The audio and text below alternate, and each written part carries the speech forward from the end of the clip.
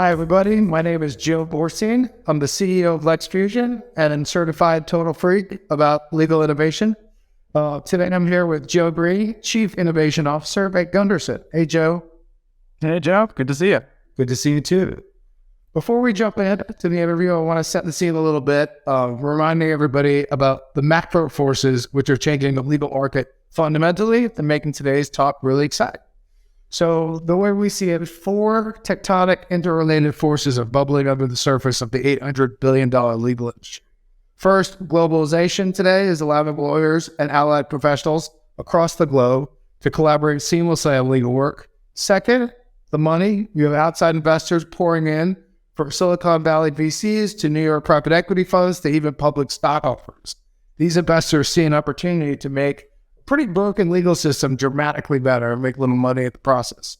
Third, legal regulation is being questioned and changed, allowing professionals outside of the bar associations to work alongside lawyers and solve problems at scale and enjoy some of the profits of traditional legal work. Imagine where the full weight of the U.S. capitalist juggernaut sees that it can participate in this economy. Finally, last but certainly not least, technology is automating routine legal processes of today and crawling up the value chain. As of the time this recording goes live, I think many would argue that we are close to the brink of artificial general intelligence via neural nets and large language models, although I think everyone's predicting will have a large impact on the legal industry in particular.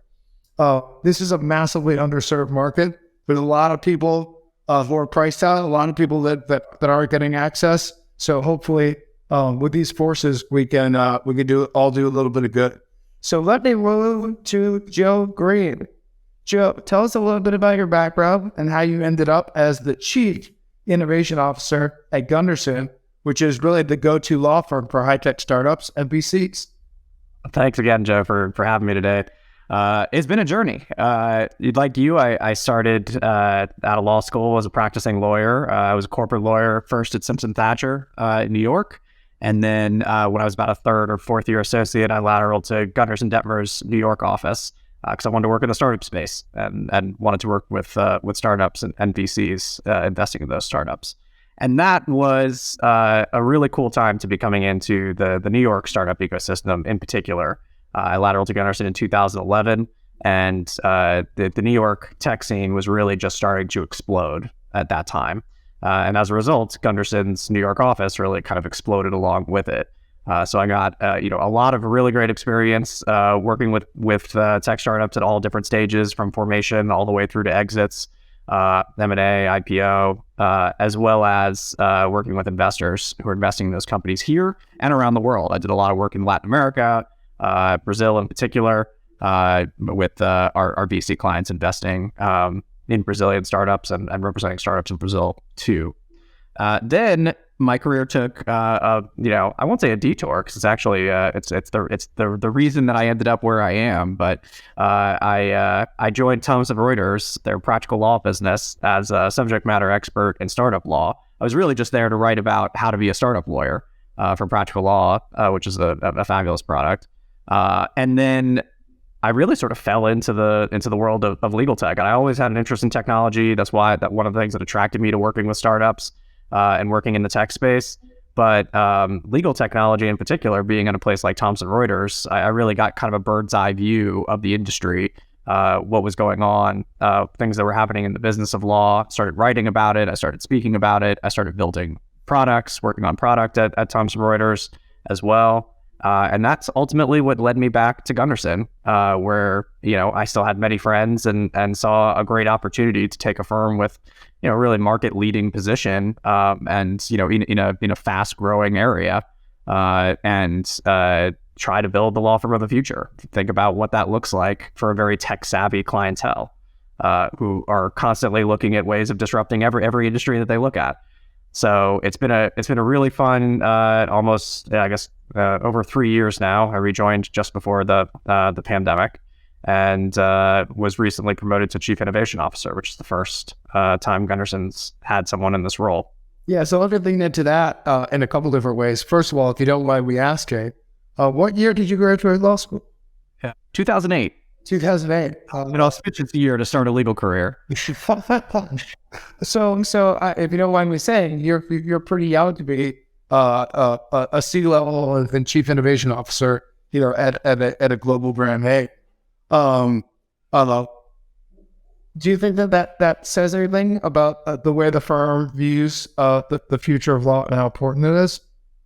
I think every firm that's investing in having someone full-time in this role and building out an actual function underneath them is really thinking about, where the industry is headed and what firms will need to be able to do in order to compete in the future. Many of the things that, I think people maybe thought of for a long time as nice to haves, or, things that we'll get around to it or will move kind of incrementally or, quickly becoming table stakes, and the pace of growth is exponential. And the expectations in this space, I think, are going to grow exponentially. So, I think it's certainly a vote of confidence. Feels great to, feel like the firm is, behind the work that we're doing. But there's a huge team that I work with that we've built over the last 3 years. They're focusing on how we can do everything that we do better, and helping to enable all of our lawyers and everyone who works at the firm to provide the very best services we can to clients. That's great. So look, for the lawyers out there, I think the last 10 years, at least from the LexFusion point of view and the Joe Borstein point of view, there's been a lot of need for education about the world of legal tech and legal innovation from the vendor point of view, right? That there are businesses out there, you name Practical Law, obviously, Latera, who hosts this podcast, large, often multi-billion-dollar businesses that are frankly safe and ways to make a really nice living. But now there is this proliferation, I think, of roles even within law firms, of roles like chief innovation officer that aren't necessarily practicing law, but who work extremely closely with practicing lawyers and also help bring the legal industry to a new place. I think for a lot of our listeners, they'd love to understand a little bit more of what is involved with being chief innovation officer. What are the goals? What are you trying to achieve in that role?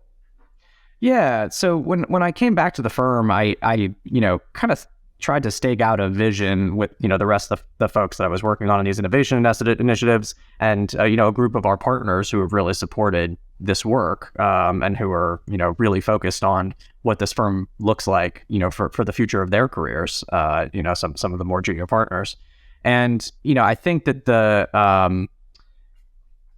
what it looks like for each firm. You find each firm kind of in whatever place that they're at.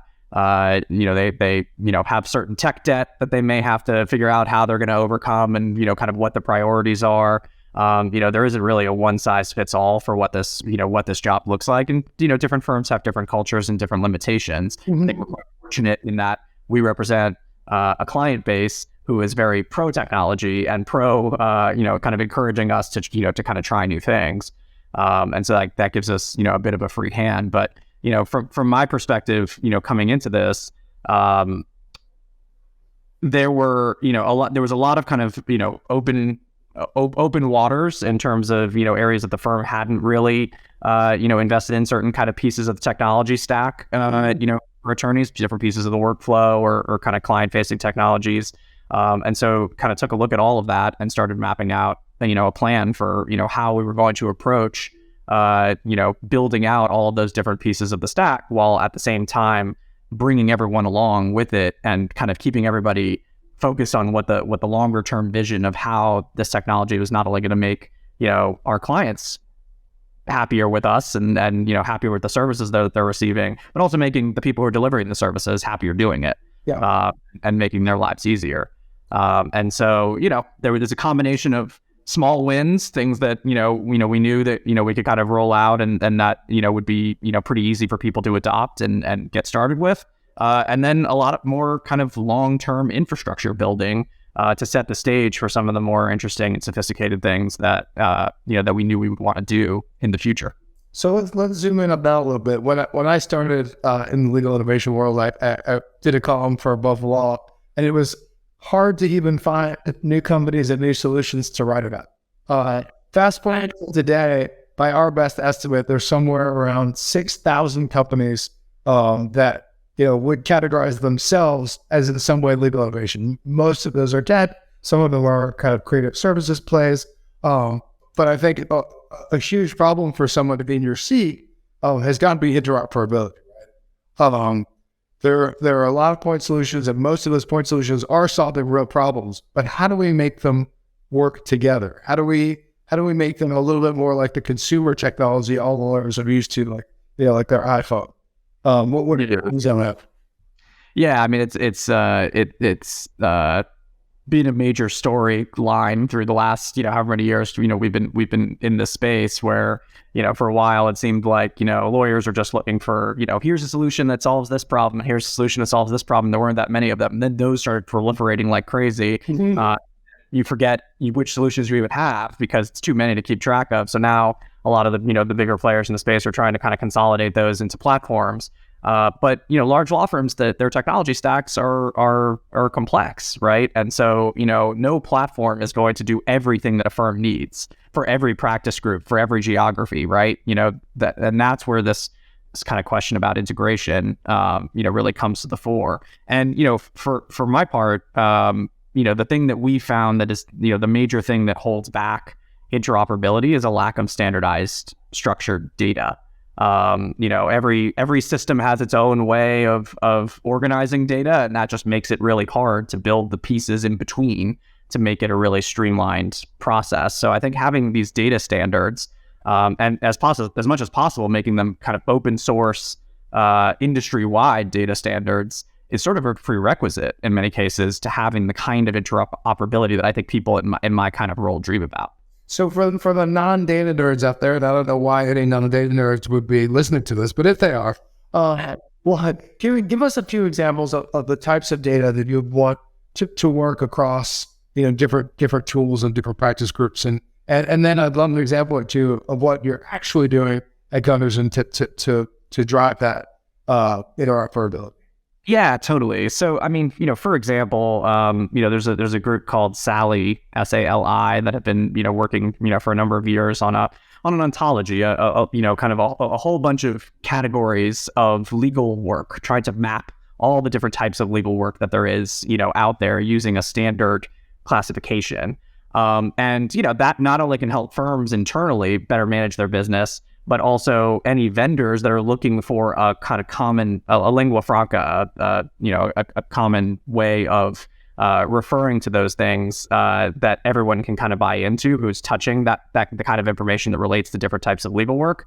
It just makes it, again, very complex things. It makes, creates an ecosystem of technology providers and data providers who can all plug into the same thing, knowing that it's going to be structured in the same way. And that really just opens up a ton of possibilities. One similar kind of initiative that we've been very involved with at Gunderson is the Open Cap Table Coalition. So we work with startups and venture capitalists. One of the most important things in the startup space is the capitalization table, which is what keeps track of who owns the startup. Obviously, the startup cares who owns, the founders care, the investors care, whoever's going to buy them cares, who they're supposed to pay. Very, very important thing. That's maintained, used to be maintained just on Excel. Nowadays, maintained on a variety of different technology platforms, using software to help with that. But there are a whole bunch of different users, whether it's lawyers or, different providers of different services or products to tech startups that rely on capitalization data and need it. But getting it from one system to another can be very messy. Because they all are structuring it in different ways. So, we come together with, most of the other major law firms in the startup venture capital law space. The firms that we're opposite all the time, our competitors, as well as big banks, the software vendors, and a whole host of other, ecosystem players who need this data or have potential use cases for this to develop an open source data standard that will allow you to define, in a structured way that technology can understand, that software can ingest and deal with, what is a cap table? what are all the different information that you need in order to to have account. That's fantastic. And it seems to me like that, that simply creates liquidity in a market, right? When you have standards that everybody understands and have less friction transaction costs each time you create one of those things. Yeah, and I mean, really, we're just looking to what's happened in the technology space, right? I mean, so much of the explosion over, the last decade and a half of how much the cost of creating new tools, new software, new businesses, the cost of creating those has fallen so much, in part because, you have open source software that lets you get started with standard frameworks and ways of doing things that you don't have to start from scratch on everything. So it just kind of, helps you get to value so much faster. And so I think we're trying to take a page out of that book. That sounds fantastic. Anything else you want to jump into about the work you're doing internally at Gunderson before I unleash the 800-pound gorilla in the room of large models? Bring on the gorilla. Bring on the gorilla, and I love it. So look, I said in the intro, because we have to, because it's February 28th, 2023, and it is the law of the land that you must talk about large language models.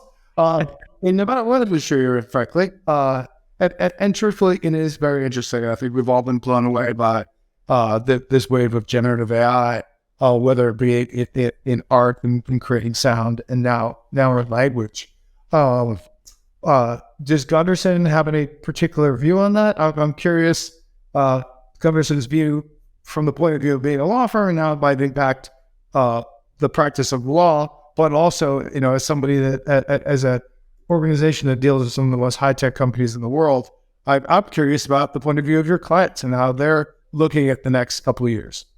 Yeah, absolutely. I mean, we serve the innovation economy, so this is certainly a topic that we run into quite a lot, as just a part of our business, and have been thinking about it as well, and how we leverage it, as a business ourselves.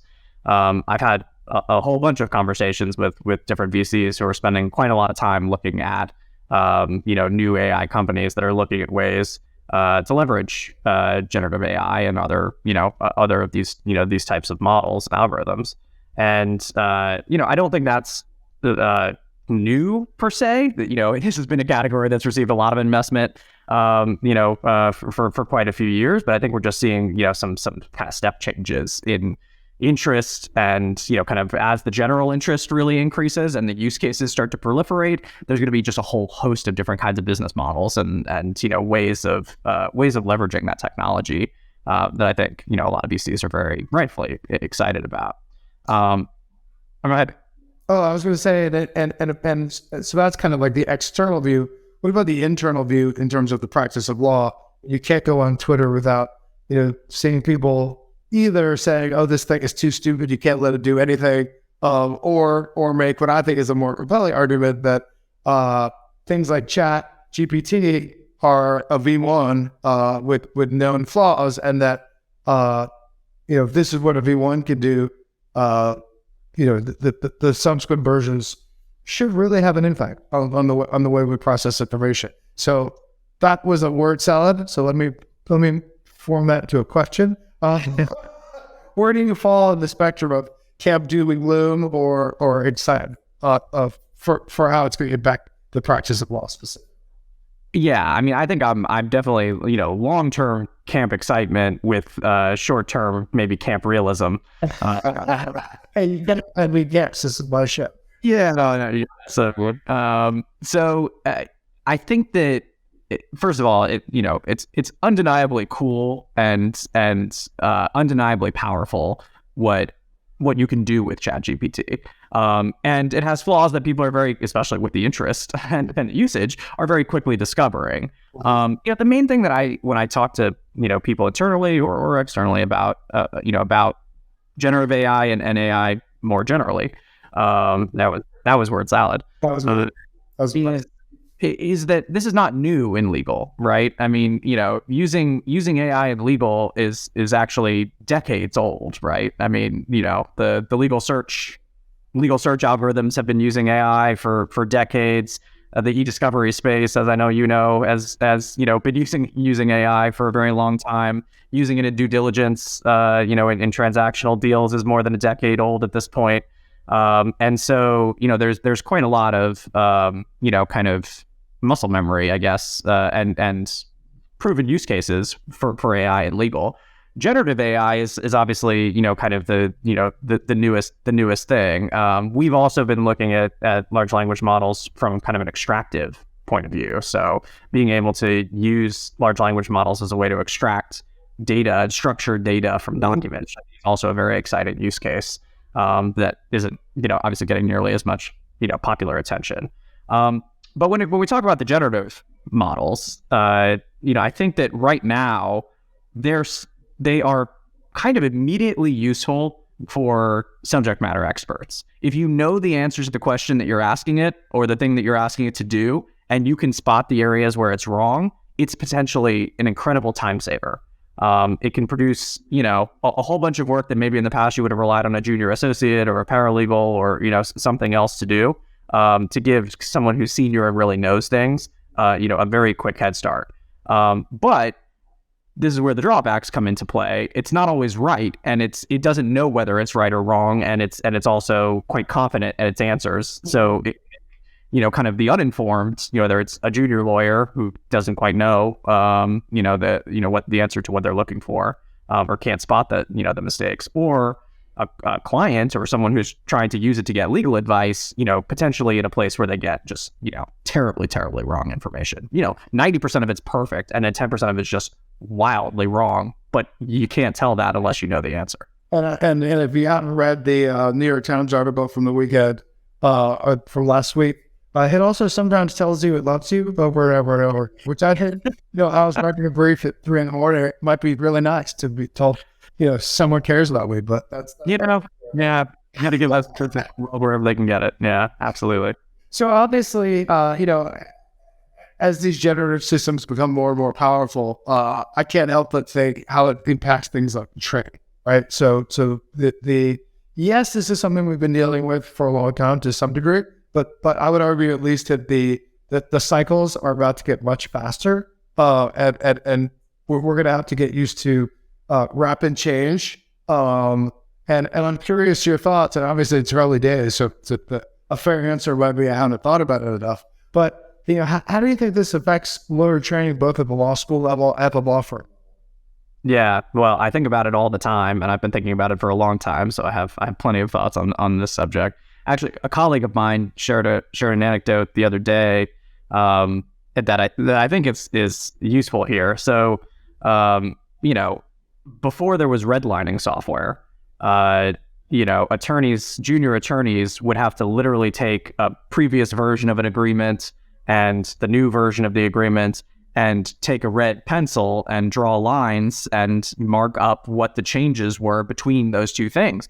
And senior attorney thought that's a fabulous learning exercise for junior attorneys. They get to really see how things are changing, and writing it down probably gets it into their muscle memory. Like taking notes gets you to remember things better. There probably was something to that. No lawyer today is going to sit down and do a by hand red line of a 180-page, merger agreement, right? No. And there's a whole host of things that lawyers still do that are, necessary work that has to happen in order for litigation to go forward, in order for a transaction to close. Somebody has to do it, and it often falls to the lawyer. But it's not something that the lawyer went to law school because they wanted to do it. It's not enjoyable work. I think that the reality is that clients don't want to pay for that kind of work. They don't want to pay lawyers rates to do that kind of work anymore. And the technology is getting to a place, whether it's LLMs or just, kind of basic automation, type software, where they're not going to have to, because that's not going to be something that human beings do anymore. Yeah. And that, I think, really does fundamentally lead us to a place where we have to think about how we get senior, experienced, trusted advisors, partner caliber lawyers going through a way of becoming a lawyer that's fundamentally different than the people who are currently in those roles. I think a lot of really kind of thoughtfulness and intentionality has to go into, designing that process, whether it's shadowing those senior lawyers for the things that are really the high value things. How do you learn the judgment? How do you learn how to communicate these things to a client? Those are the things that clients value and that clients are actually happy to pay for. Yeah. So why not focus more on that than on kind of the scut work, frankly, that, yeah, sure, you can, do 10,000 of those and you'll be really good at it. Maybe some substantive knowledge will have seeped in there as well. But, I don't know that was ever the most efficient method for turning out good lawyers. Yeah. So look, we agree that we are certainly entering a world. I think it's become obvious that at least some of the tasks formerly handled by lawyers, will be able to be automated and even generated through AI. Give me a couple examples of things that you are genuinely excited that lawyers will never have to do again. Well, many of them don't require the generative AI. I mean, one example is, that I used to have to do by hand was making signature page packets for closing transactions. There fortunately now is some very good software, including some that Latera has, that makes that a whole lot easier. Yeah. And I think that those types of things clearly are low-hanging fruit that no attorney wants to be spending time on. Paralegals don't want to be spending time on it either. There are higher value things that everyone can be doing.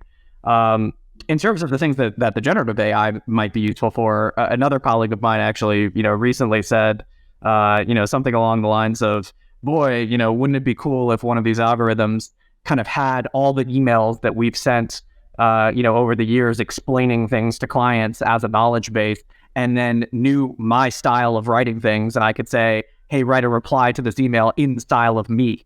That's something that sounds like what I would say to a client that creates the first draft of kind of pulling on the comprehensive knowledge of the firm. Yeah.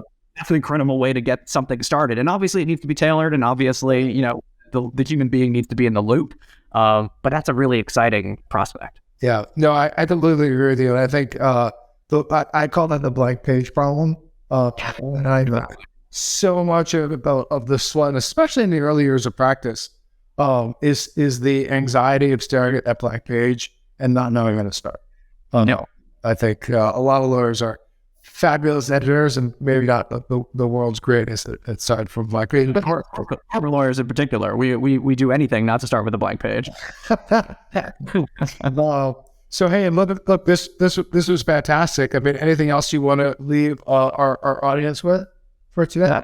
It's a brave new world out there, but I think it's gonna actually lead to a place where maybe it's a whole lot more enjoyable and rewarding to practice law. And legal practice starts looking a lot more like what we thought it was in law school, and less like the reality that many lawyers become accustomed to.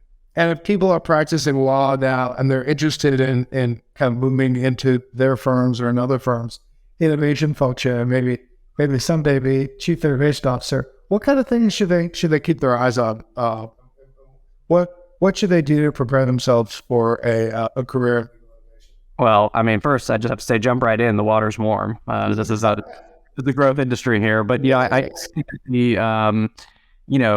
anyone in a law firm, and it doesn't have to be just lawyers, anyone in a law firm can start building the muscles, kind of finding a way to get into innovation and what the firm is doing in innovation just by looking for the things that cause them pain, the things that they think could be a little bit better, and then saying something, or better yet, trying to do something, trying to find a way to solve the problem, and involving the people who are working on that for the firm. Because, if you go off and solve it in a kind of a way that only works for you, as opposed to working with the people who are trying to solve things at scale across your whole organization, it's less valuable. Lots of people come up with little hacks that make their lives easier on a daily basis, and they're silent about it. Yeah. And that's a huge missed opportunity. So, we've hired people into our organization who just, were a paralegal or an attorney who just kept saying, hey, I think I came up with a better way to do this. I think I came up with a better way to do that, because the other way seemed not so great. I think a lot of paralegals and a little bit more junior associates, even mid-level associates, don't realize how much hunger there is for innovative new ideas that often they're coming up with day in and day out, just kind of keeping to themselves. Absolutely. Yeah. So, Joe Green, Chief Innovation Officer for Gunderson. Thank you so much. This was a fantastic conversation at a really exciting time, I think, in our industry. We got on Joe Borstein, CEO of LexFusion. Thank you. To the next time, and thank you, Latera, as always, for hosting.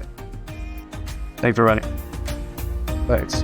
Thank you for listening to LegalTech Matters. Be sure to subscribe wherever you get your podcasts.